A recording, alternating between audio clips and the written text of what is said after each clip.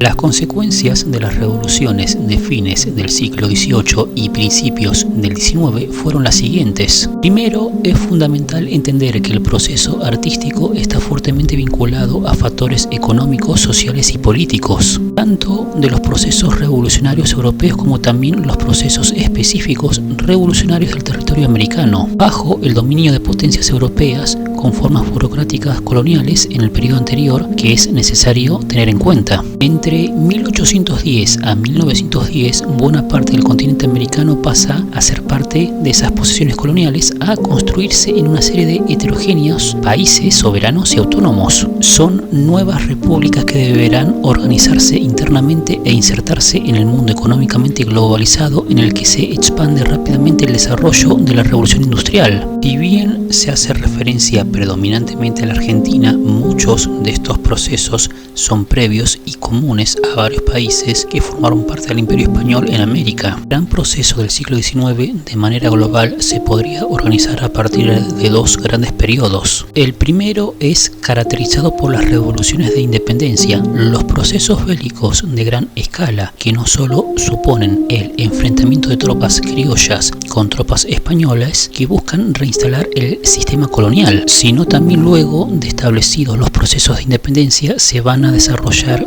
distintas guerras civiles que se derivan en enfrentamientos internos entre partes de los ex virreinatos, muy vinculado a las diferencias en los procesos económicos y en las inserciones en la economía mundial, particularmente a partir de los mercados comerciales. El segundo periodo es muy significativo por sus heterogeneidades entre los distintos países americanos, también por aquellas líneas que tienen que ver con la efectiva organización y consolidación de las formas estatales que responden a las nuevas repúblicas. La pregunta que suscitan los conflictos bélicos se resume en ¿qué forma de gobierno tendrían los nuevos países? Algunas serían repúblicas federales, otras confederales y en algunos casos una combinación de los dos anteriores. Luego de 1850 y hasta 1900 aproximadamente se va a encontrar respuesta, pero va a ser algo complejo en su efectivización. En el caso de Argentina, en 1853 se va a hacer efectiva la redacción de una constitución nacional que establece una forma representativa, republicana y federal. Se va a tardar muchas décadas en hacer efectiva esa forma legal y escrita en una forma material, una estructura de Estado que corresponda a esas leyes. Serán necesarios múltiples procesos y acontecimientos políticos, sociales y económicos, entre los cuales el desarrollo y posterior consolidación del modelo económico de la agroexportación es fundamental para que la forma republicana se instale y se consolide. Esto es importante para entender la conformación del Estado argentino, comprendiendo su dimensión legal y material, que buena parte tiene que ver con la creación de infraestructuras económicas. Por ejemplo, el desarrollo de la expansión ferroviaria, el crecimiento de los sectores portuarios, la puesta en la actividad agrícola y ganadera de toda la región rural que hasta entonces estaba en poder indígena, el desarrollo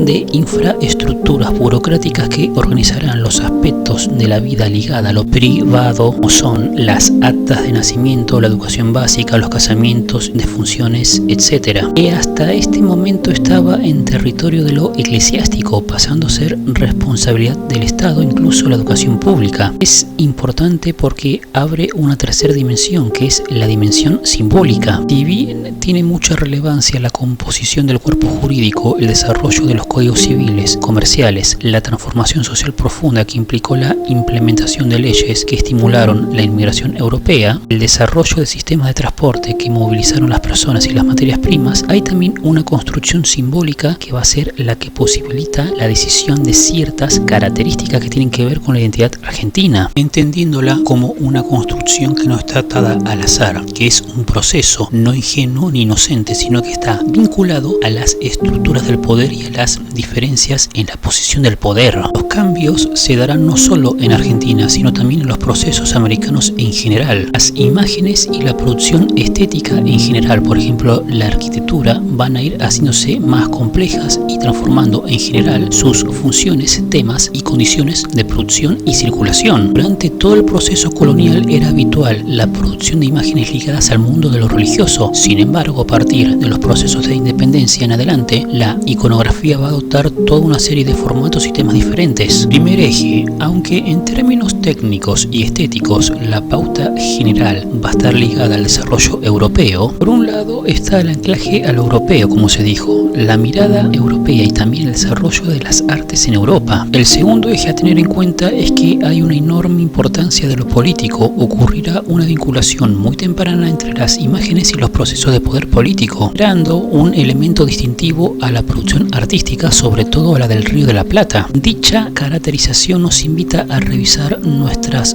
formas de entender, partiendo de la idea de que todo lo que se produce en Argentina en el siglo XIX es una copia de los procesos europeos. Allí hay que problematizar esta temprana vinculación entre imágenes y políticas. La utilización de las imágenes en procesos políticos y sociales muy complejos es lo que le da una seña particular, no es una copia del europeo. El tercer eje está relacionado a lo planteado anteriormente, teniendo que ver con la institucionalización de las artes. Por ejemplo, las academias de formación, los museos nacionales, espacios de exhibición como los salones, que son las primeras galerías. Todos los espacios están estrechamente vinculados al proceso de construcción del Estado, porque se observan como elementos distintivos de la modernidad, transformando a la Argentina en una nación moderna, insertándose en el mundo moderno. Laura Malosetti Costa es una investigadora especialista en el siglo XIX en el Río de la Plata. En su obra distingue tres momentos en la relación entre arte, política, Europa y las instituciones. El primer momento está en relación será el proceso de revolución e independencia. Luego se hablará del proceso rosista. Finalmente habla de la construcción del Estado liberal, que alude al proceso de fines del siglo XIX, aproximadamente de 1870 a 1900, en donde se hacen efectivas las formas planificadas en el papel. Algo notorio en el análisis de la autora es que su síntesis es útil y fundamentada, es compleja a la hora de generalizar. Buena parte de los estudios que realiza los ubica o los recorta de aquellos procesos que sucedieron en la ciudad de Buenos Aires, generando dudas acerca de la efectiva representatividad de los procesos porteños en su historia del arte que pretende ser nacional. Es decir, Malosetti Costa, al hablar solo de los procesos ocurridos en Buenos Aires, inhabilita y o deja de lado lo ocurrido en otras provincias argentinas. Sin embargo, esta crítica no invalida que buena parte de sus interpretaciones son correctas. Otro aspecto que nos permite la obra de Malosetti Costa será identificar el desarrollo diverso y cambiante de los temas, motivos e iconografía de la pintura, buscando entender cómo los motivos iconográficos se van a estar transformando todo el tiempo debido a la movilidad política que está caracterizada por la inestabilidad, los debates y los conflictos bélicos entre las provincias, también por la centralidad del europeo, tanto como modelo cultural como espacio de formación para los artistas, y finalmente por el desarrollo de nuevas instituciones específicas. Resultado de esta triangulación constante es original, permitiendo observar la singularidad del proceso americano. Nos va a permitir complejizar aún más los procesos de construcción identitaria. Garavaglia, historiador argentino, menciona acerca de la invención de la nación argentina. Una de las cuestiones fundamentales para entender los motivos iconográficos es la voluntad de la descripción, es decir, elaborar imágenes en función a la curiosidad de ojos que no han visto estos espacios. Es por eso que uno de los temas más trabajados es el que tiene que ver con las vistas de ciudades o paisajes urbanos, tanto como rurales. De por sí eran géneros bastante utilizados hacia finales del periodo colonial, porque se había generalizado ciertas prácticas de expediciones científicas y exploratorias por parte de las coronas europeas a los territorios coloniales, procurando obtener conocimiento sobre sus propias posesiones. Este es el caso de las imágenes de finales del 18, que tiene que ver con la observación de la ciudad de Buenos Aires desde los barcos. Que permitía este tipo de registros, que son acuarelas, grabados o dibujos, era un uso de transmisión de conocimiento cartográfico y científico. Bien, conocimiento relacionado con lo económico, eran vitales las imágenes para la administración por parte de las coronas. Si a mediados del siglo XIX las imágenes en sí van a tener un valor comercial en sí mismas, debido al desarrollo del coleccionismo europeo basado en la curiosidad por el exotismo. América era uno de esos espacios de curiosidad y exotismo, por lo tanto la reproducción de imágenes va a ser cada vez más factible en términos económicos, va a ser factible a producirse y que se venda encantan estas imágenes. Asimismo, lo que es posible observar, la voluntad disruptiva de las imágenes permitió la elaboración de ciertos compilados de imágenes o álbumes, objetos que satisfacían la curiosidad y se insertan en un mundo de la cultura gráfica que ofrecían este tipo de elementos. La obra La Catedral de Pellegrini, que es del año 1829, es un buen ejemplo de la voluntad descriptiva del paisaje urbano, que este es el centro de la ciudad de Buenos Aires, caracterizando la Plaza de Mayo y la Catedral. También podemos ver precisamente cómo se generaban estas imágenes. Pellegrini, como ingeniero francés, fue contratado por el gobierno de Rivadavia para la realización de diversas obras públicas en la ciudad de Buenos Aires. A su vez, junto a su formación de ingeniero, que obviamente debe tener conocimientos técnicos en dibujo, desarrolló toda una serie de imágenes que compiló e hizo circular en diferentes álbumes. La obra no solo es vista de Buenos Aires, sino que también permite tener en cuenta el impacto de la situación política precisamente en la estética del espacio urbano representado. En la fachada del templo vemos la utilización temprana del lenguaje neoclásico. El frontis y la columnata corresponden a la cultura grecolatina, particularmente del neoclasicismo. Estamos hablando de una apropiación de un lenguaje que tiene mucho que ver con un debate político de la época entre Rivadavia y la Iglesia Católica acerca del carácter laico del Estado. A la vez, también podemos pensar cómo es que se producía la circulación de los personajes que tienen capacidad para el dibujo o la construcción. Por ejemplo, en este caso, Carlos Pellegrini. Tiene que ver mucho con lo que menciona Roberto Amigo, despuntando el sistema colonial y de virreinato del Río de la Plata. Se hacen presentes dos necesidades. Por un lado, la necesidad de producción de imágenes, como también la formación, contando con artistas o aficionados que tuvieron la capacidad de producción de imágenes. Este es un detalle no menor, teniendo en cuenta que el Río de la Plata no se había desarrollado en gran nivel, no tenía una cantidad de individuos con estas habilidades. Esta incapacidad caracteriza a las primeras imágenes, ligada a los llamados pintores viajeros, un tipo de personajes que llegaban al territorio americano y circulaban por él,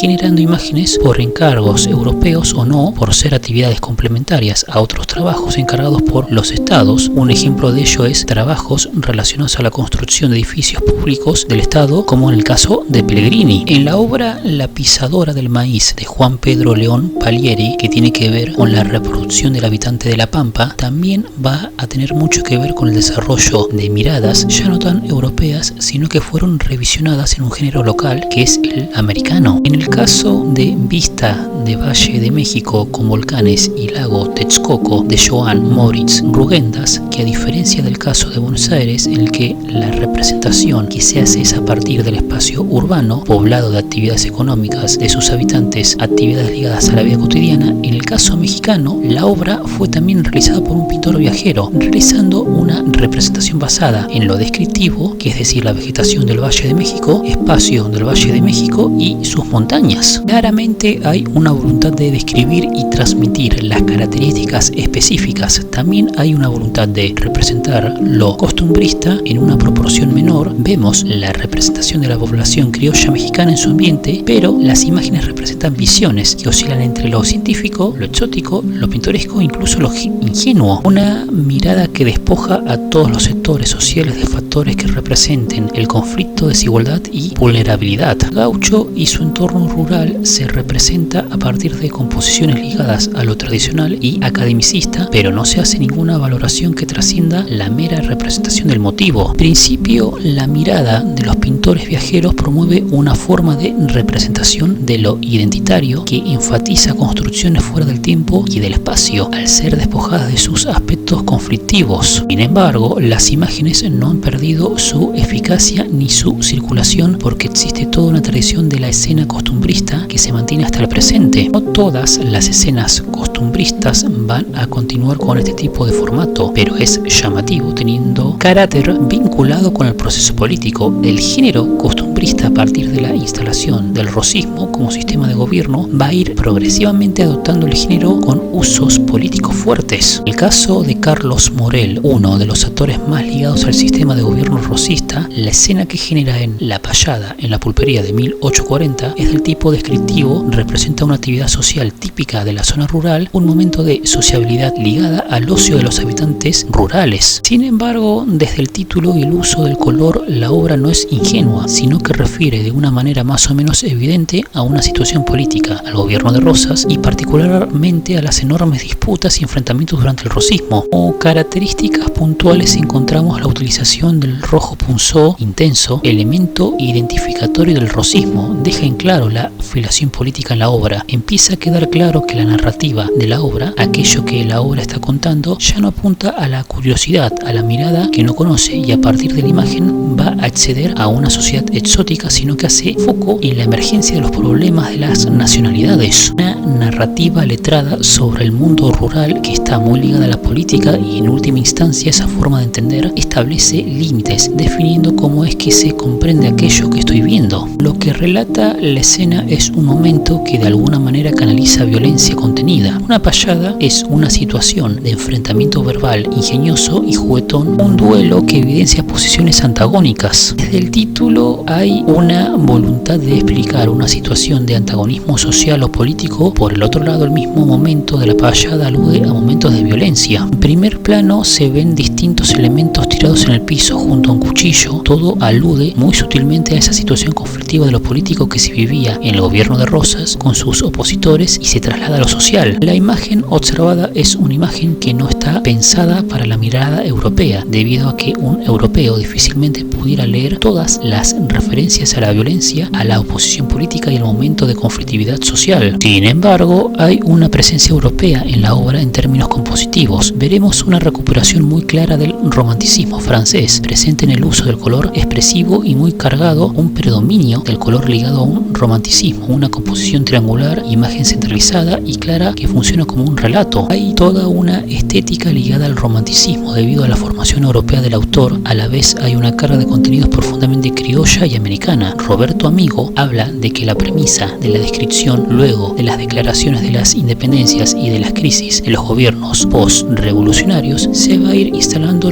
otro tipo de narrativas e imágenes. Aunque sostienen la tradición costumbrista, son narraciones que ya no tienen que ver como función de la búsqueda de lo descriptivo, sino la búsqueda de la narración de lo político. Se dan una serie de obras por medio de géneros descriptivos, produciendo temáticas que no tienen que ver con lo descriptivo, sino con lo político. El género de tipos y costumbres se vuelve una forma de hablar de lo político que solamente funciona en el espacio en donde se puede comprender.